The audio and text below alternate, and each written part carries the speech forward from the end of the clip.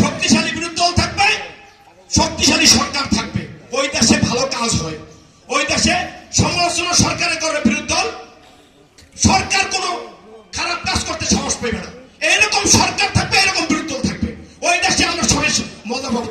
আমরা সে কাজগুলা করার জন্য যা যা করা দরকার সেগুলো আমরা সবে করব। খালি আজকের এখানে চেয়ারে বসেন, বসলে কাজ হবে না। আপনি যে আপনার বাসায় আপনার ভাইয়ের সাথে কথা বলতে হবে, বোনের সাথে কথা বলতে হবে, মায়ের সাথে কথা বলতে হবে, বুঝাইতে হবে। আমি একটা জিনিস জানি, কিছু কিছু লোক আছে এইরকম করে, এদিক যাবো না এদিক যাবো, এদিক যাবো না এদিক যাবো। আমি জানি ওই লোকটার কাছে যদি আমি ববি ভাইকে বুঝাইতে পারি, ববি ভাই যদি হাত মিলাইতে পারে আর ববি ভাই চেয়ারের দিকে যদি ওই লোকে তাকায়, তাহলে ওই ভোট এদিক আর ওদিক না, ওই ভোট দাঁড়িয়েই পড়বে। সেই ভাই আছে, আমরা সেরকম প্রার্থী পাইছি, আমরা বাইরে ওই রকম আমরা পুছাবো, ওই জায়গাগুলো আমরা পুছাবো।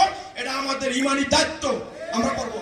আর আল্লাহ পাক রব্বুল আলামিনের দোয়ায় তারেক রহমান বাংলাদেশে যেদিন আসবে, সেদিনই বাংলাদেশের চেহারা চেঞ্জ হয়ে যাবে, আপনারা দেখবেন।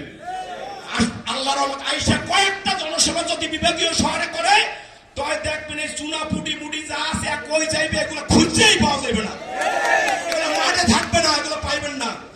আজকের আর বেশি কথা বললাম না, বইবের আরো অনেক প্রোগ্রাম আছে। সবাই ধন্যবাদ দিয়া আপনাকে আমার বক্তব্য এখানে শেষ করছি।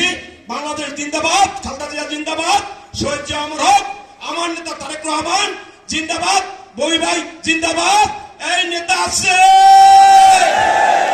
ওই নেতা আছে,